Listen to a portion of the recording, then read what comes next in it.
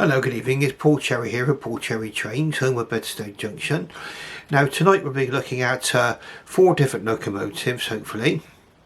And we're going to be having a 45XX Small Prairie Great Western, a Great Western 14XX, a Great Western Grange class, and a Great Western Star class.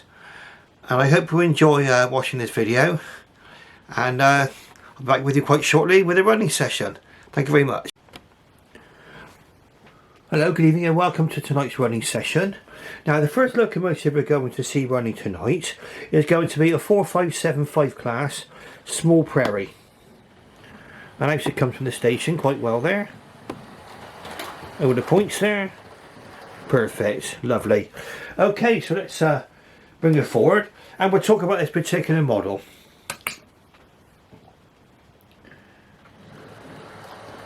Right, so we're away now. We'll just watch her come round by the signal box in just a moment.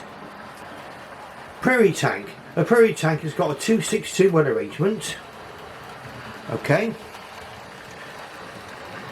And this particular model is by Bachmann. Now I bought this locomotive from eBay.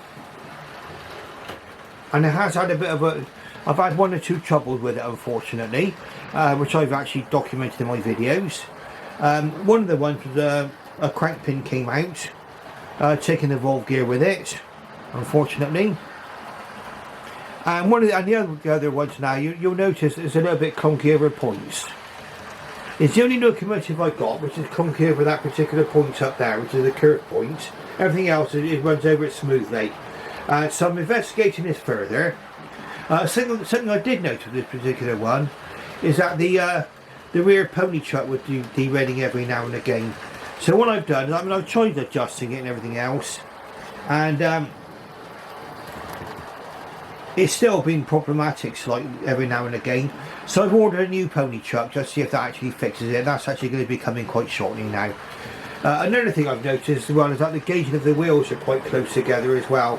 When I put the actual back-to-back gauge in there, it's very, very tight in the wheels. So what I'm going to do is I'll probably adjust all the back-to-backs on this particular one and give it another run. But it's certainly running a lot better than it was. And it's a lovely model, so I want to do my best to keep this one actually running. And I don't think there's a problem in general with this particular locomotive, not from Bachmann. I think it's just one of those things. You get it every now and again with a locomotive. You get 1 or 2 issues which might arise. I don't know how old this locomotive was, how much running it actually had. I don't know whether somebody else was in there before me with a screwdriver and a wheel nut wrench. But I've resolved the problems on this one in the main now. Now it's in a BR livery and it's in the late BR crest. These were seen on a lot of branch lines, and they were development of the 4500 class of Small Prairie, but these were given larger capacity water tanks. And you could tell the old models, locomotive wise, they've got squared off tanks, whereas these got sloping tops.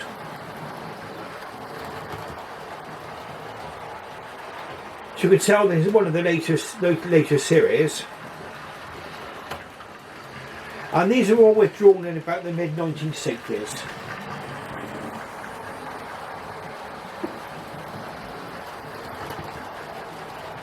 Now you can imagine one of these dutifully going up and down a branch line, maybe putting about 4 coaches or whatever, perhaps somewhere between Taunton and Minehead. That would be the kind of branch, and that will be the kind of line you'll see one of these running today, or locomotives like it.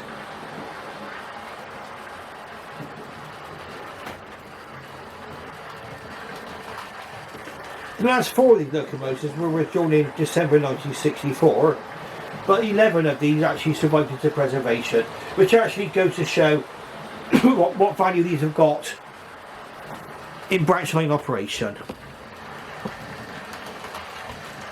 Really, really nice.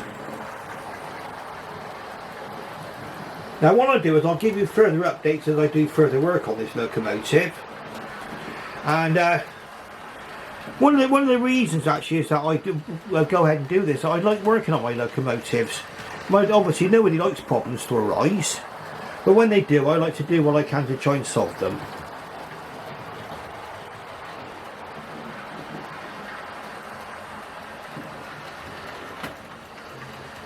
Yeah, you can hear a kind of a click, can't you? A kind of a click as it goes over the point. And it's about the only locomotive I've got that does this.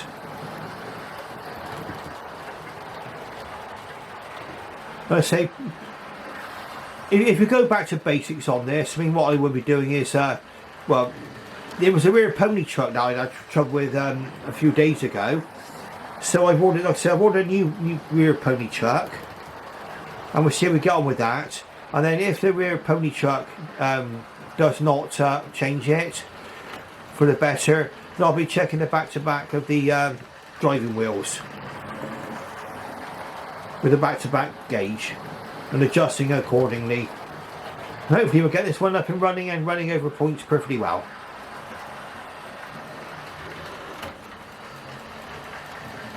It doesn't show any sign of derailing. And it's a very nice runner actually. I mean, it'd be a shame that if for me to just put it in a box and forget about it. Like I say, I wouldn't let my experience count against these particular locomotives. I'm sure other people have got these and they're having years of trouble-free use from them. It's 32138, class 4575 Prairie tank, 5550 in BRLH green crest. Let's just take a quick look at what's on the box. Lovely. Okay, so we'll run this one into the station now. And then we'll move on to our next locomotive. Right, let's get the points altered for it. And we'll go over our junction now. It's actually coping with these kind of junctions quite well now. It was, like I say, it was going through a period of derailing, which I've now actually appeared to have largely solved.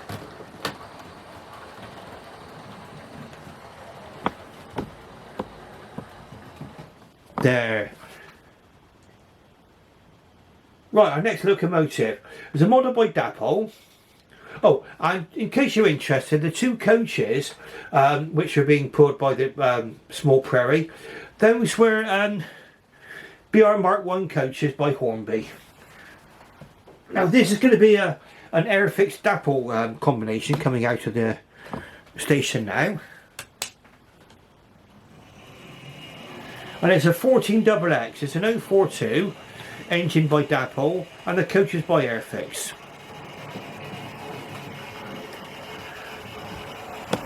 And some of you might be saying, well, why is it running backwards? They were designed to do that. And they were for use on branch lines where they didn't want to have the inconvenience of turning a locomotive round or running it round the carriage. So basically, what they would have is they would have the actual driver would go into a cab on the end of the locomotive, on the end of the carriage, and he will control the actual locomotive from there. And you'll see that there's a bell on the front of the carriage there. It's an auto coach. This is just by Airfix. If you buy these, they'll always have Didcot written on as a destination. So I think they were designed to go with the Airfix model of the locomotive. It is actually preserved at Didcot. I think that's 1466. Some of these were, not all of these were fixed for auto trains. There was another model where it was not fitted with auto train equipment. And there's were even seen on small freight trains.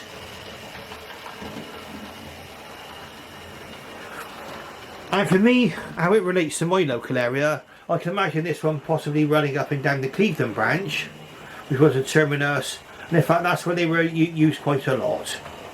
and they were eventually replaced by diesel multiple units in the early 1960s.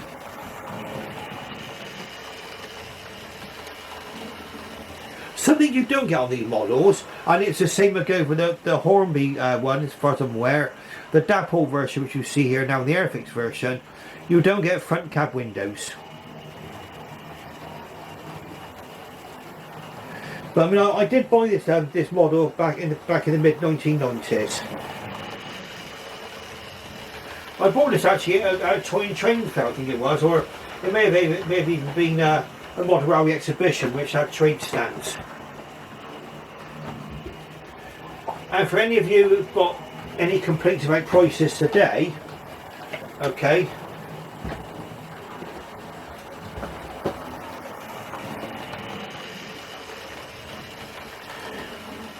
remember I bought this in the mid 1990s, 14XX042T BR plain green lake crest, £47.43, well that was in the mid 1990s. Because imagine how much prices have gone up since then. Okay, that was quite a substantial amount of money when I bought this. But I wanted to get some 042 14XX locomotives. Really because I've seen them quite a lot in various train books and everything else, in steam train books. I was quite fascinated by them. Now what we're going to do is we're going to run this one forward in just a moment.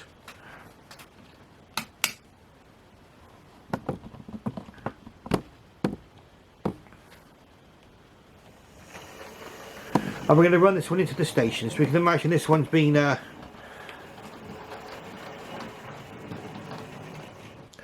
don't know, maybe all the way down to Cleveland, and now it's pulling into Yatton station. Okay, so in it goes.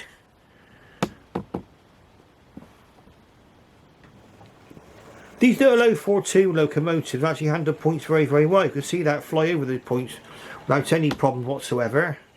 No hesitation.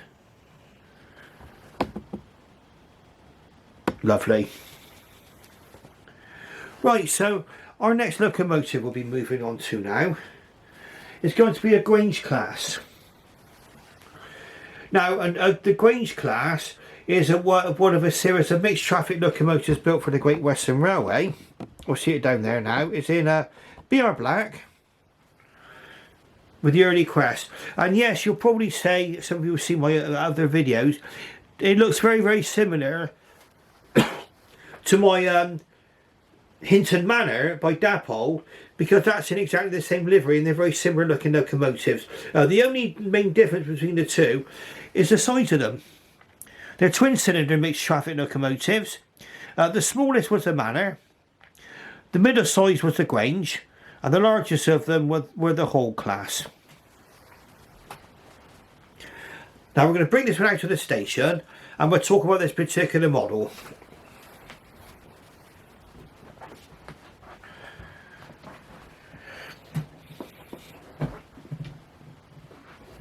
Alright, we just check we're set for the main line. There we go.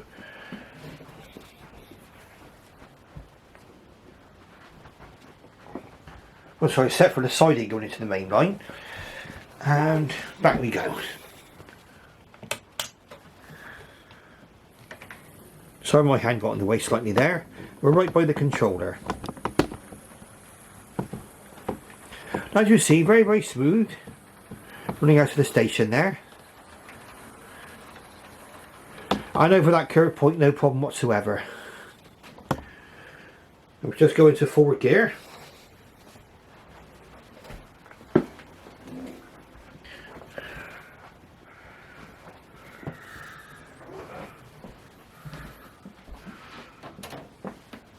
And we'll set the point for the main line.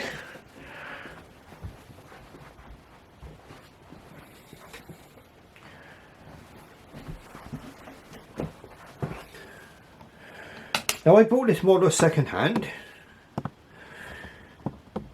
but it turned out to be in perfectly good condition, and I've done nothing to it except the basic checks on it and given it a bit of oiling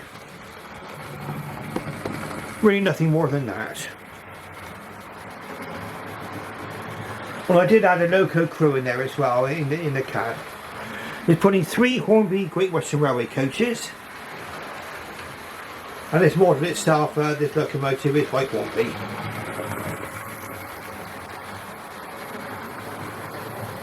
Beautiful, beautiful runner.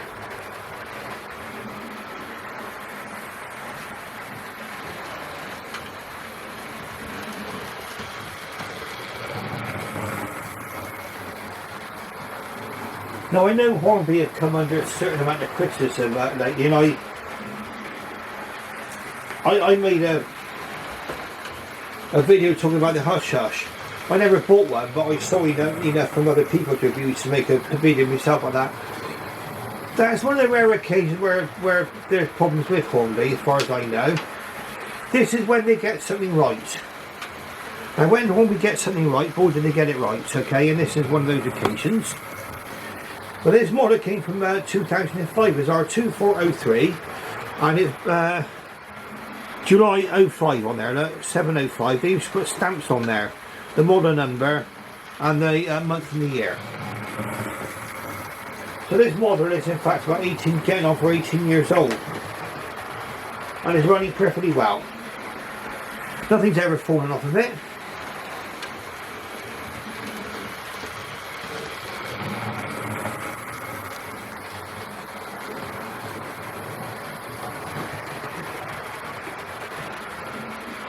And this would be, I mean, if you were talking about it as a model, in respect to, say, for example, what the range you could buy today, this would be probably up there in the kind of the premium range.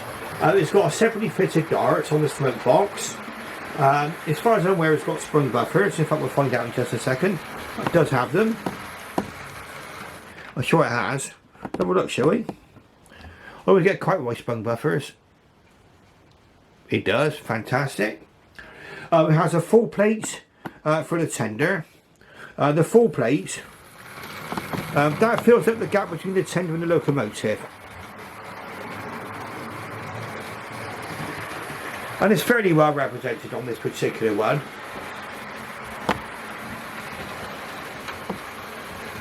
So it's a 460 locomotive.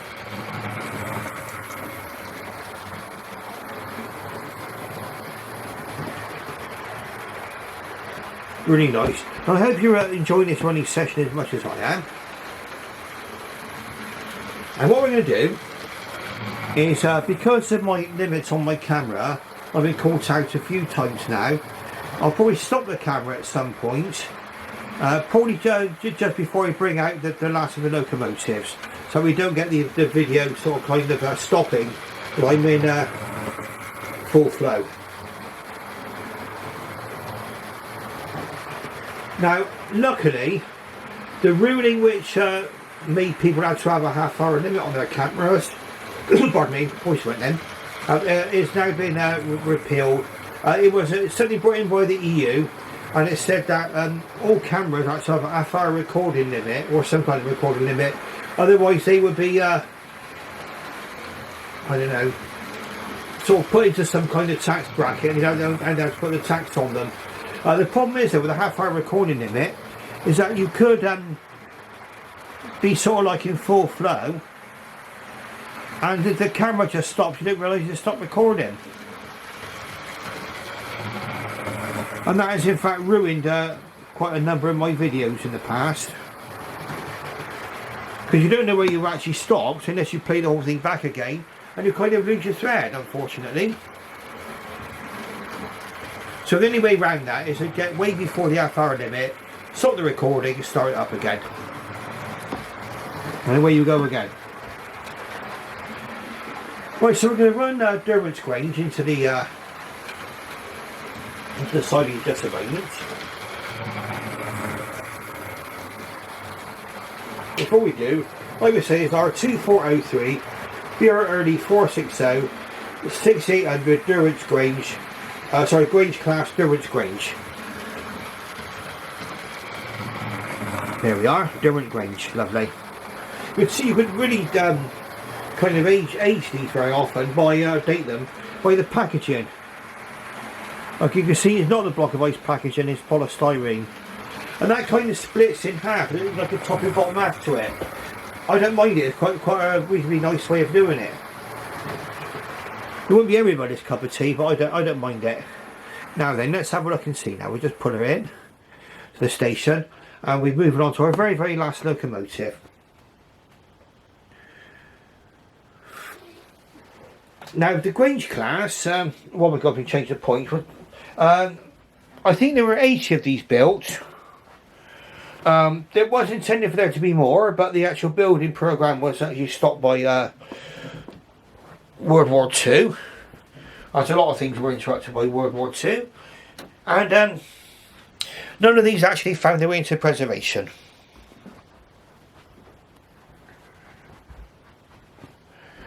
Now it has nothing to do with the value or the, you know, of the locomotives one way or another, or the qualities.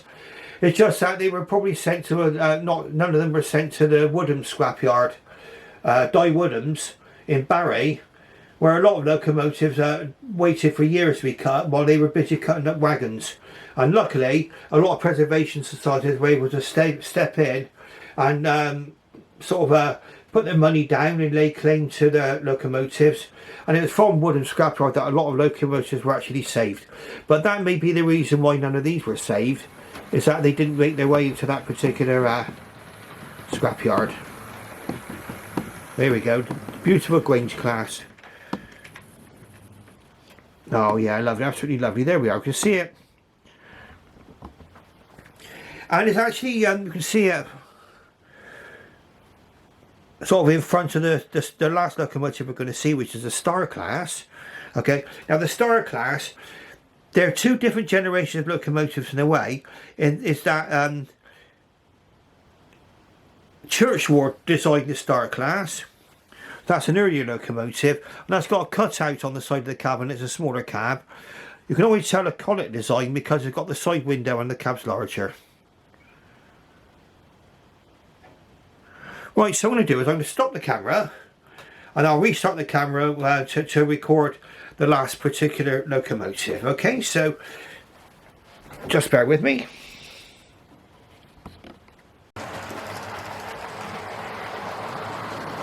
Right, now we're looking at the last locomotive of our running session, locomotive number 4, and this is Hornby Star class British Monarch. Very nice locomotive, these Star classes. Probably one of my favourites really in many ways. But it was the first of the 4-cylinder locomotives designed for the Great Western Railway. The Stars, the Castles and the Kings were all express passenger locomotives with 4 cylinders. So designed for very fast, smooth running. And these Star classes, I mean, they came out in the early 1900s, and the last of them was drawn until 1957. One remains in preservation, Lodestar, which is spelled L-O-D-E Star, and that's in the National Collection now. And in fact, there is a model available of this currently from Hornby, and I've actually got Lodestar, and I would actually recommend Lodestar as a model. Very nice.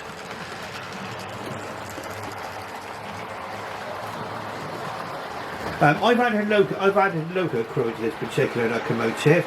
I usually try to add loco crews to most of mine, and my locomotive crew comes from a company called P&D Marsh, and they're all painted up, ready to go.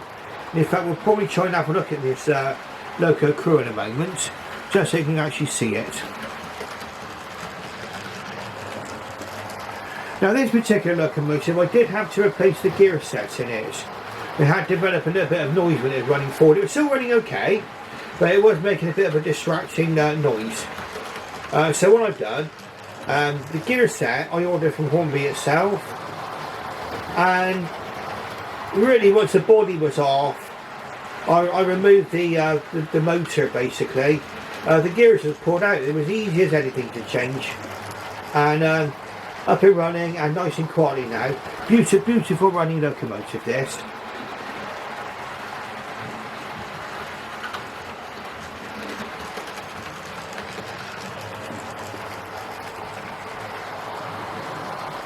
And our star class, let's have a look and see what we got.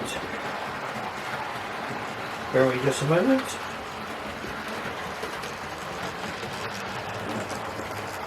Right. Yes, it's our 3229 BR 460 Star Class British Monarch, and you can see from the box this one was supplied by Rails of Sheffield. Okay, very good they were to me, Rails of Sheffield. I had a bit of a problem with the first locomotive I received from them, and they sorted out really well for me. So a good shout out to Rails there.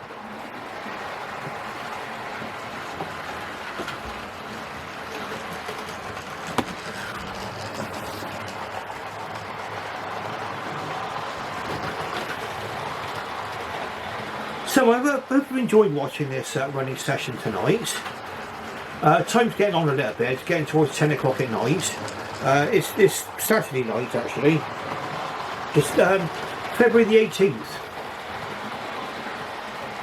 And we'll try and get this one out tonight for you to see. Okay. Now if you liked what you've seen, press the like button and subscribe. And for those of you who have not subscribed, it don't cost you anything to subscribe. And ring that bell so you're made aware of future releases from me. And for all my viewers and all my subscribers, can I thank you? It does mean a lot, and especially for those who've commented on my videos. I know everybody's always been very friendly and very nice, you know. And I think we've got a nice community running in the modern railway community.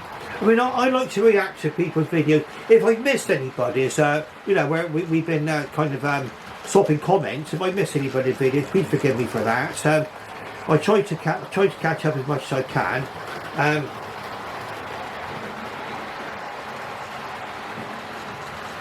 So sorry if I do miss one or two of your videos. But I do try to, if I look at your videos, I do try to sort of do a like for you and actually make a comment for you as well. Okay, so for that then, for those of you who have been watching this video, thanks for watching, and I should bid you farewell and good night for now.